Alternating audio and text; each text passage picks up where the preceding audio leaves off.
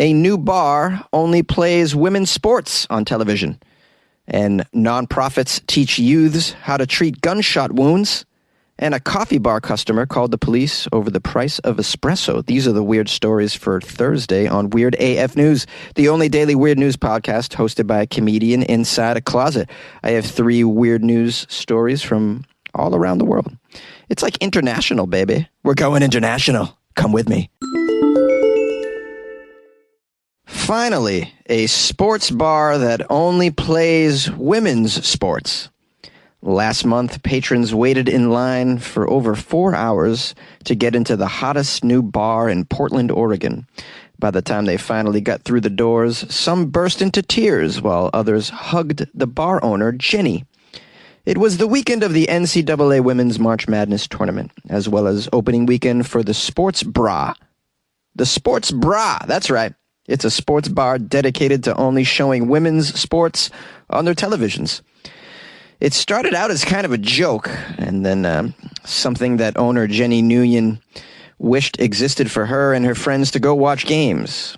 But it clearly hit a nerve. Jenny was born and raised in Portland, a city that just so happens to be the perfect spot to open a bar focused on women's sports. Their National Women's Soccer League team, the Portland Thorns, regularly sets attendance records in the city. Locals love the Seattle Storm, the Pacific Northwest's WNBA team as well.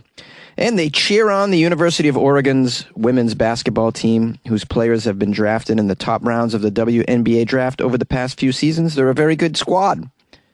Here's a quote from our bar and bra owner, Jenny Nguyen. To bring positivity to the city that I love means a lot to me. To have the community come out and be like, we needed this. Right at this moment, there are only a handful of cities the bra could have launched in, and Portland is at the top of that list for me. Now, to understand why the sports bra has resonated so deeply with people, it helps to understand the frustration of being a women's sports fan. 40% of athletes are women, yet they receive less than 10% of all media coverage. Did you know that? Now, that number is actually up from just 4% in recent years, due to a concerted effort to get more visibility for women's sports.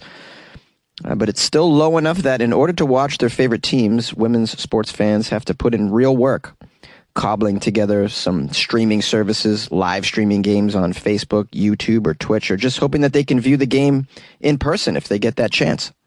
We have a little anecdote here.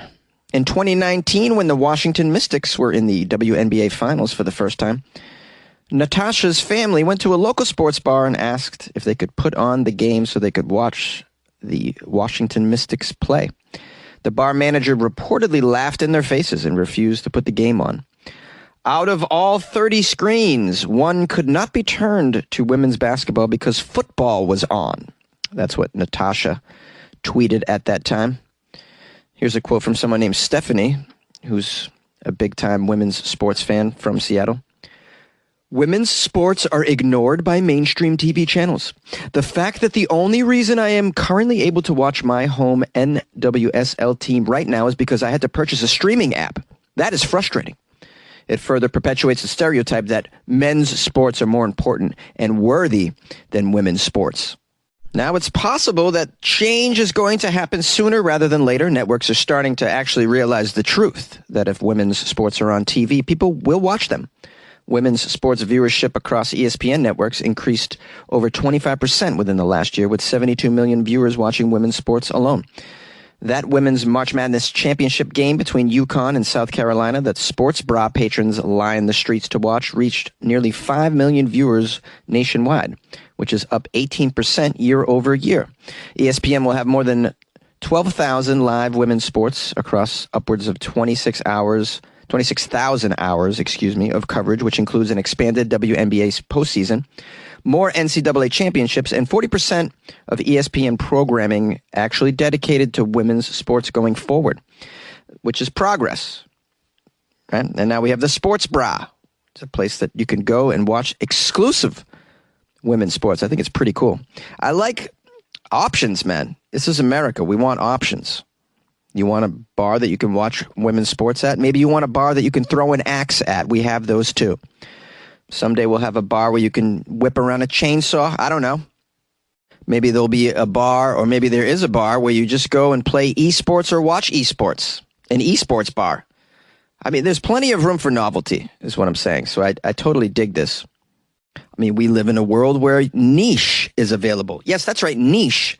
If it wasn't for niche, I wouldn't have this podcast. Yes, there's all kinds of news. This is weird news. It's a niche.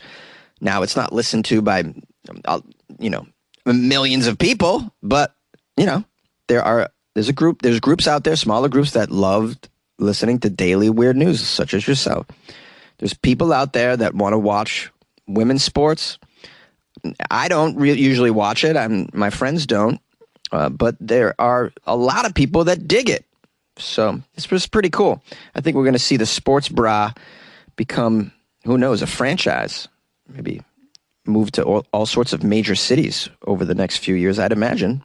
It says here the sports bra's mission is to highlight women's and girls in a men-dominated space. And it doesn't stop at sports. They have 21 beers and ciders on tap. All of them are women-owned, operated, or created. How about that? That's pretty cool. All their wine is from women vintners as well, and their house wine is made by a player for the Oregon Ravens, which is the city's semi-pro women's football team. Oh, man, they got a semi-pro football team, too. The beef they serve is from a woman rancher in eastern Oregon, and their spirits and signature cocktails are from a Portland-based distillery that's women-owned and operated. Even the furniture was built by Girls Build, which is a local nonprofit that teaches girls ages 7 to 13 how to build furniture and do construction work. Unbelievable. Jenny says that one of the biggest ways that women's sports can grow is through access. And so the sports bra is definitely providing access. I think it's cool. I love sports.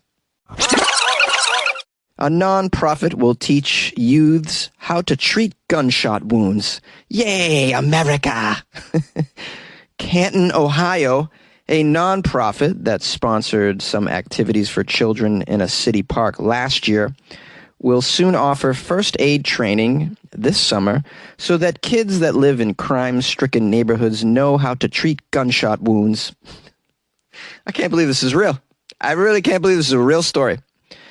This unusual program, a partnership of Canton for All People and the Stark County Black Nurses Association, comes as city police are dealing with a rise in the number of teens involved in gun-related crimes. Yes, this is happening all over America. Teens being involved in gun-related crimes, shootings at schools, shootings among middle school kids. Like, I'm talking early teens bringing guns to school. 10 teenagers have been accused in 7 separate and violent gun-related crimes in Canton so far this year alone. That's one city. 2 more teens died in Canton in unrelated shootings within the last year. They're giving some details. I'm not going to cover the shooting details. It's just too sad. This story overall is pretty sad. When you got to teach kids how to treat gunshot wounds, it's like, well, gun reform is too difficult. Let's just teach the kids how to treat a gunshot wound. Wow, how ass backward is this? Jonesy, do you regret having a vasectomy? No, I do not. I do not at all. Thank you for asking.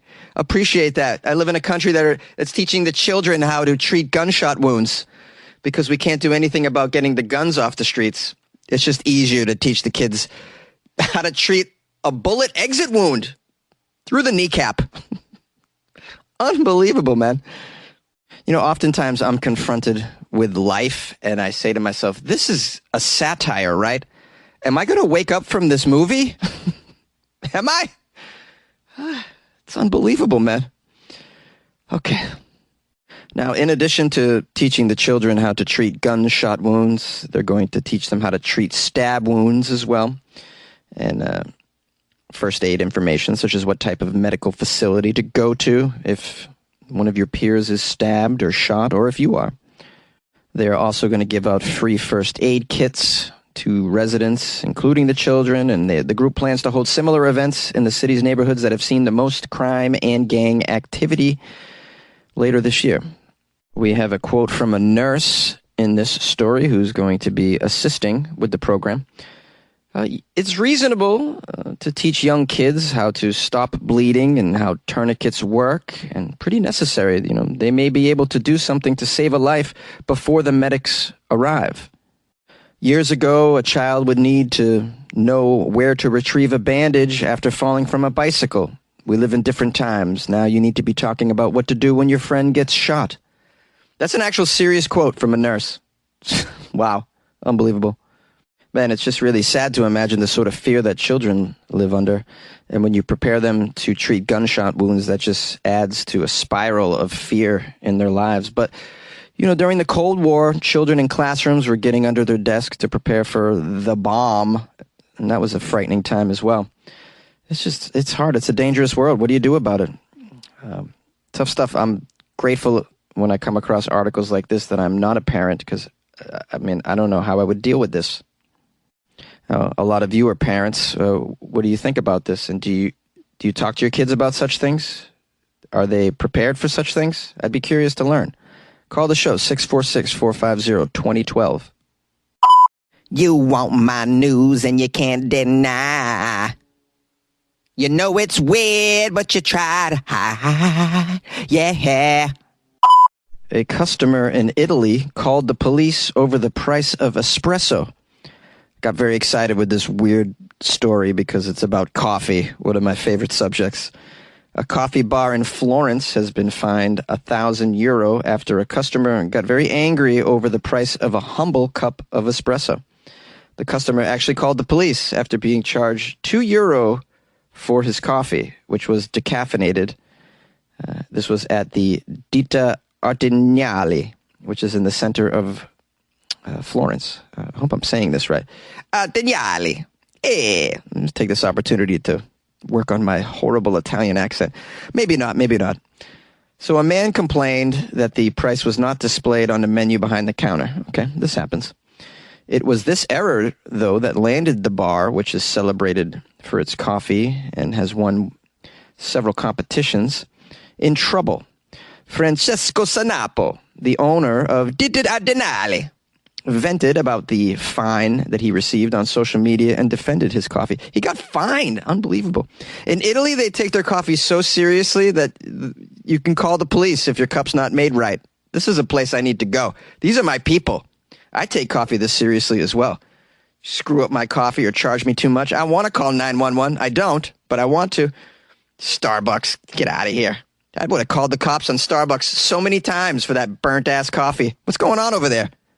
Now, the owner argued that the price of the coffee was displayed on a digital menu. Here's a quote from the owner.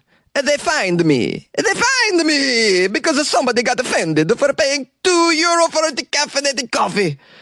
You know it involves water extraction process. It involves extra extraction. Can you believe it? Yeah, that's him in a video. He's holding up a letter from the police saying that even today, someone can get so annoyed that they mobilize the police, who fine us. They fine us. They tell us that we're wrong because of outdated laws. This guy's so upset. Well, dude, get it together, man. By the way, stop charging people so much for decaf out of all coffees. Decaf should be just, you give it out for free. Like, oh, you're the designated driver?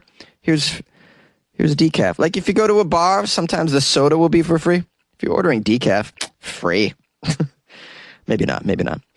It says here, in Italy, the average cost of an espresso is €1, although more than 70% of bars increased their prices earlier in the year due to supply chain issues and very poor coffee harvests, unfortunately.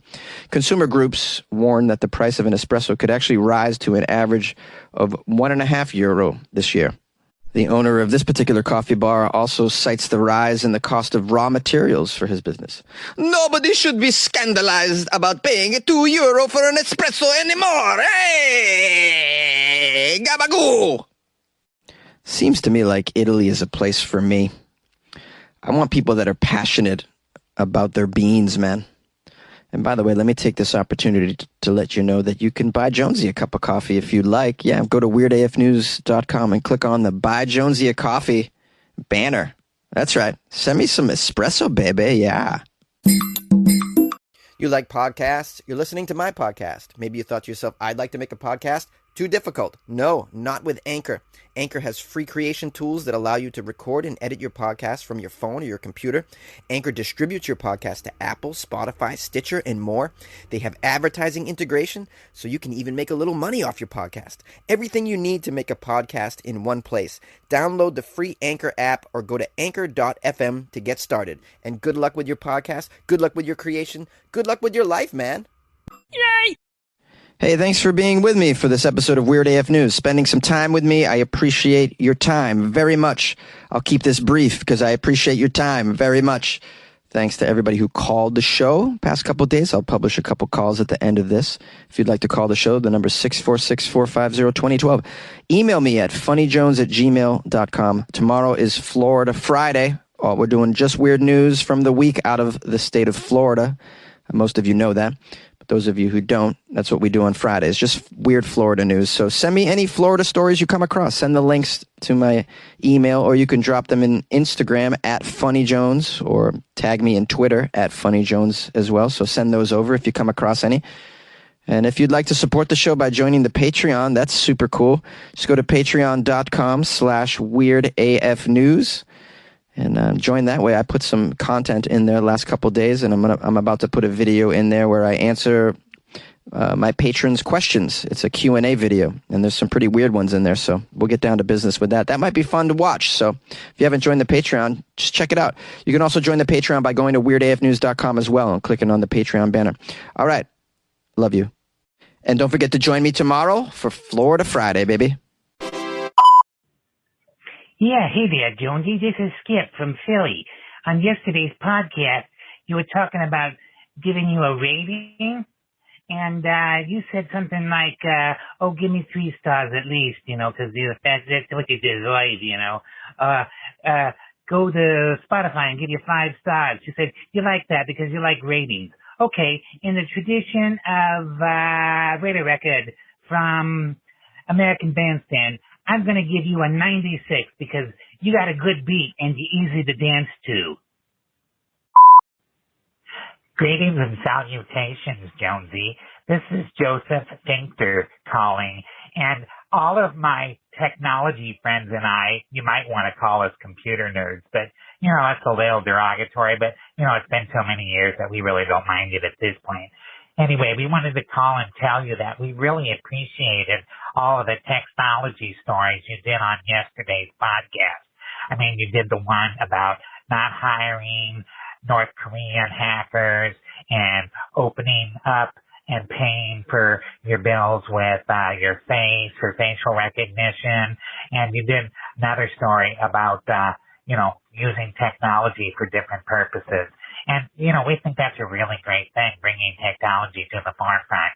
And just like you have Florida Friday, we think that you should call these technology days where you do all technology stories Wozniak Wednesdays in honor of Steve Wozniak, who founded Apple Computer along with Steve Jobs. So anyhow, that's our suggestion, and that's what we think you should do. Wozniak Wednesdays. Woohoo! Yeah, that's what we want you to do, man. So that's our suggestion, and please go with that unless you come up with a better name. We think that's great. So we would say to you, live long and prosper, and good luck with your life, man.